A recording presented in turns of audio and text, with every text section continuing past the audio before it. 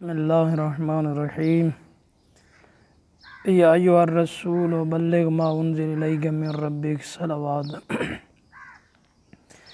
میرا عزیز محترم اور قابل عزت دوست،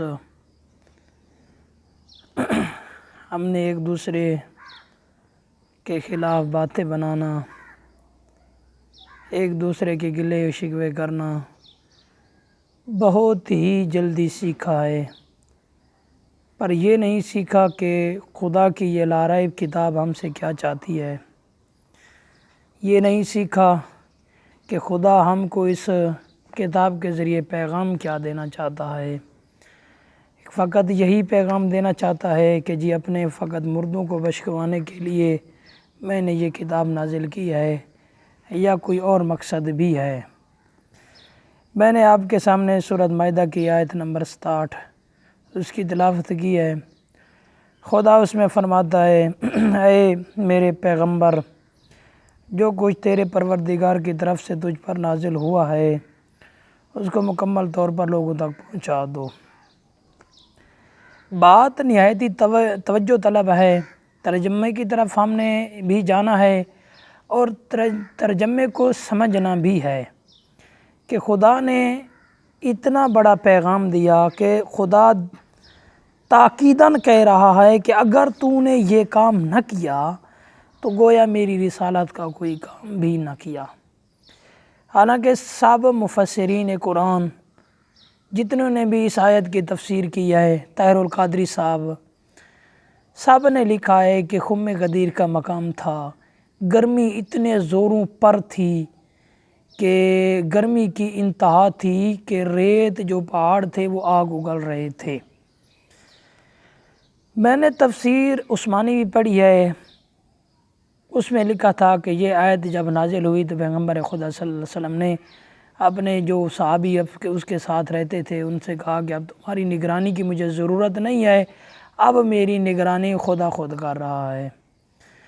تو میں اس تفسیر عثمانی والے سے پوچھتا ہوں کہ برادر محترم، زندہ ہو یا مردہ جو بھی ہو، یہ بتا یہ آیت نازل ہوئی اس وقت محمد مصطفیٰ کی وفات سے تقریباً میکسیمم 2-2.5 مہینے بچے تھے۔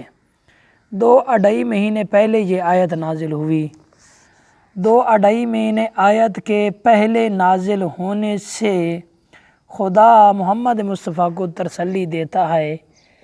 باقی مثلاً کہ 40 سال کے بعد محمد مصطفیٰ نے دین کی تبلیغ شروع کر دی، مشرکین کے ساتھ بھی بحث و مباحثہ کیا، ان کے بتوں کی عبادت کرنے سے بھی روکا، کافی زیادہ مشکل مراحل گزرے، لیکن اللہ نے ان کو نگرانی کا حکم نہیں دیا کہ آپ پریشان نہ ہوں۔ آیت میں لکھا ہے کہ واللہ یعصمک من الناس، آپ لوگوں کے شر سے بالکل پریشان نہ ہوں، بالکل نہ گھبرائیں، میں تمہیں لوگوں کے شر سے محفوظ رکھوں گا۔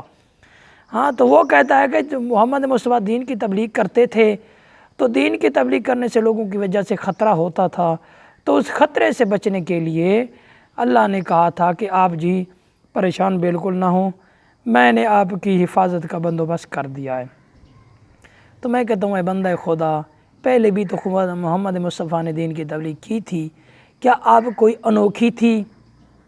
ہاں، اب 5 مقام ہیں اس آیت میں، 5 مقام ہیں جن پر خداوند متعال نے تاکیداً زور دے کر کہا۔ پہلا مقام یا ایھا الرسول، اے میرے حبیب، اے میرا رسول، اے میرا پیغمبر، حکم دے کر کہا اے میرا پیغمبر، میرا یہ پیغام لوگوں تک پہنچا دے، میرا یہ پیغام لوگوں تک توجہ رہنا، میرا یہ پیغام لوگوں تک پہنچا دے۔ پیغام تو پہلے بھی پہنچاتے تھے نا، ہاں نہیں، تاکیداً کہہ رہا ہے کہ میرا یہ پیغام، اس جملے پر زور دے کر کہہ رہا ہے کہ میرا یہ پیغام لوگوں تک پہنچا دے۔ پہلا تاکید تھی اے میرا رسول، 2 مقام پر فرمایا گیا ہے میرا رسول، باقی نہیں پڑھا۔ اے میرا پیغمبر، حکم دے رہا ہے اللہ، اے میرا پیغمبر، میرا یہ پیغام لوگوں تک پہنچا دے۔ 2 جملے ہو گئے تاکیداً زور دے کر۔ تیسرا جملہ زور دے کر کیا فرمایا کہ اگر تو نے میرا یہ پیغام نہ پہنچایا گویا تو نے میری رسالت کا کوئی کام نہ کیا۔ ہاں بات کو سمجھنا ہے پہلے بھی، حالانکہ اللہ کو پتہ تھا کہ میرا حبیب پہنچا دے گا یہ پیغام، کیونکہ محمد مصطفیٰ اللہ کے حکم کے مطابق بولتے بھی تھے اور رکتے بھی تھے، پتہ تھا اللہ کو، لیکن پھر بھی اللہ تاکید کر رہا ہے کہ میرا یہ پیغام لوگوں تک پہنچا دے، اگر نہیں پہنچایا تو گویا تو نے میری رسالت کا کوئی کام نہ کیا۔ سمجھ آ رہی ہے؟ 3 تاکیدیں ہو گئیں۔ اچھا چوتھی تاکید کیا تھی؟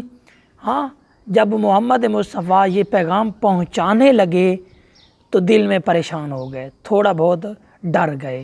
جب ڈرے تو اچھا یہ بتائیں کہ جو سامنے تھے اس غدیر خم کے مقام پر، ہاں میکسیمم 1,25,000 لوگ تھے، وہ 1,25,000 کیا کافر تھے؟ حج کر کے آ رہے تھے، کافر تو حج نہیں کرتا، مسلمان تھے، حج کر کے آ رہے تھے، پھر بھی اللہ کا نبی ڈر رہا تھا کہ ان کو یہ پیغام میں کیسے پہنچاؤں، تو اللہ کو تسلی دینی پڑی، اے میرا حبیب بالکل پریشان نہ ہو، میں ہوں۔ جس طرح تیسرے خلیفہ کے پاس ایک آدمی بیٹھتا تھا، وہ حضرت علی علیہ السلام کے گلے اور شکوے کرتا تھا، وہ کہتا تھا اے بادشاہ سلامت آپ کیوں ڈرتے ہو؟ علی سے ڈرتے ہو، آپ علی سے ڈرتے ہو، میں جانوں اور علی جانے۔ اسی طرح بہت بڑی بڑی باتیں کرتا تھا۔ ایک مرتبہ علی اور سلیمان آ رہے تھے، تو وہ آدمی بھی آ رہا تھا کہیں سے، تو حضرت سلیمان نے جیسے ہی دیکھا کہا یا علی یہ وہ آدمی ہے، تو حضرت علی علیہ السلام نے فرمایا تو مجھے سمجھاتا ہے، میں باب مدینۃ العلم ہوں، میں جانتا ہوں سب کچھ۔ تو سلیمان نے کہا نہیں مولا علی علیہ السلام، میں آپ کو سمجھا نہیں رہا ہوں، میں بتا رہا ہوں، اس سے پوچھو ضرور کہ یہ آپ کے شکوے اور گلے کیوں کرتا ہے۔ تو اس وقت حضرت علی علیہ السلام نے فرمایا ہو یا ابن ابتر، ہاں اس بار حضرت سلیمان نے نعرہ حیدری بلند کیا، نعرہ لگا دیا، ہاں جیسے ہی حضرت علی علیہ السلام نے فرمایا ہو یا ابن ابتر، او بے اولاد باپ کے بیٹے، ہاں تو میرا عزیز محترم بات یہ ہے کہ جیسے ہی ڈر رہے تھے، سامنے سارے کے سارے مسلمان تھے، کوئی غیر مسلمان نہیں تھا، سارے کے سارے مسلمان تھے، پھر بھی ڈر رہے تھے، وجہ کیا تھی؟ کیونکہ کچھ پیغام ہی ایسا تھا کہ جس کی وجہ سے مصطفیٰ کو بھی ڈر لگنے لگا کہ میں ان تک کیسے پہنچوں، حالانکہ سامنے سارے مسلمان تھے، کوئی غیر مسلمان نہیں تھا۔ صحابیوں کے خلاف آپ لڑتے ہو، یہ صحابی کو نہیں مانتے، یہ صحابی کو نہیں مانتے، یہ صحابی کو نہیں مانتے، جب محمد مصطفیٰ بھی اپنے صحاب سے ڈر رہے تھے کہ جیسے ہی میں ان کو پیغام پہنچاؤں گا ہو سکتا ہے ان کے درمیان انتشار پڑ جائے، یہ لڑنے لگ جائیں، خون ریزی ہو جائے، تو محمد مصطفیٰ بھی ڈر رہے تھے، تو اللہ نے کہا ہے میرا حبیب ڈرنے کی ضرورت نہیں ہے، میں ہوں، میں سب کچھ سنبھال لوں گا۔ جس طرح تیسرے خلیفے کے پاس وہ کوئی بیٹھ کر کہتا تھا کہ میں ہوں، میں جانوں اور علی جانے، تو اللہ نے فرمایا میں جانوں اور یہ لوگ جانیں، آپ کو ڈرنے کی ضرورت نہیں ہے۔ اور 5ویں دھمکی اللہ نے دی ہے کہ جو ہٹ دھرم ہے، ہاں ان اللہ لا یہدی القوم الکافرین، جو ہٹ دھرم ہیں، جو کفر کرتے ہیں، جو نہیں مانتے، اور اللہ جو ہے ان کافر ہٹ دھرموں کی ہدایت کبھی نہیں کرتا، اللہ کافر ہٹ دھرموں کی ہدایت کبھی نہیں کرتا۔ اب میں اس آیت کے نزول کی بات کرتا ہوں، اہل سنت برادران کی کتابوں کے حوالے دیتا ہوں کہ یہ آیت کس کی شان میں نازل ہوئی۔ ہاں اہل سنت کی کتابوں کے میں آپ کو 5-6 حوالے دیتا ہوں، ویسے تو بہت زیادہ ہیں، 10 سے بھی زیادہ ہیں، لیکن میں آپ کو مشہور و معروف 5 حوالے دیتا ہوں کہ اہل سنت کی کتابوں میں ان کے مفسرین نے لکھا ہے کہ یہ آیت حضرت علی علیہ السلام کی شان میں نازل ہوئی۔ پہلا حوالہ ہے کہ ابن عساکر شافی نے در منصور کی جلد نمبر 2 میں بیان کیا ہے کہ یہ آیت حضرت علی علیہ السلام کی شان میں نازل ہوئی۔ دوسرا حوالہ ہے کہ فخر الدین رازی نے تفسیر کبیر میں جلد نمبر 3 میں لکھا ہے کہ یہ آیت جو ہے حضرت علی علیہ السلام کی شان میں نازل ہوئی، صفحہ نمبر بھی لکھا ہوا ہے، صفحہ نمبر بیان نہیں کرتا۔ جلال الدین سیوطی نے در منصور کی جلد نمبر 2 میں لکھا ہے کہ یہ آیت حضرت علی علیہ السلام کی شان میں نازل ہوئی۔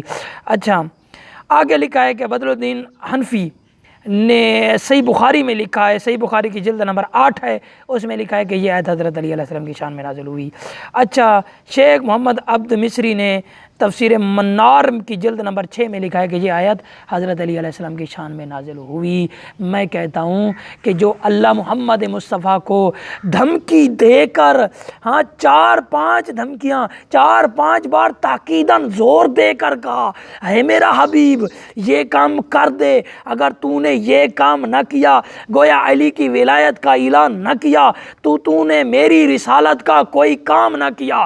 وہ خدا جس علی کی ولایت کا اعلان کروانے کے لیے اپنے پیارے حبیب محمد مصطفیٰ کو دھمکی دے کر کہے کہ یہ پیغام لوگوں تک پہنچا دے، اگر نہیں پہنچایا تو نے میری رسالت کا کوئی کام نہ کیا، وہ خدا جس علی کی ولایت کا اعلان، خلافت کا اعلان، وزیری کا اعلان، جانشینی کا اعلان دھمکی دے کر کرائے، تم اس کی غیر معصومی کے بارے میں کہتے ہو؟ کم از کم قرآن پر رک جاؤ۔ السلام ورحمۃ اللہ۔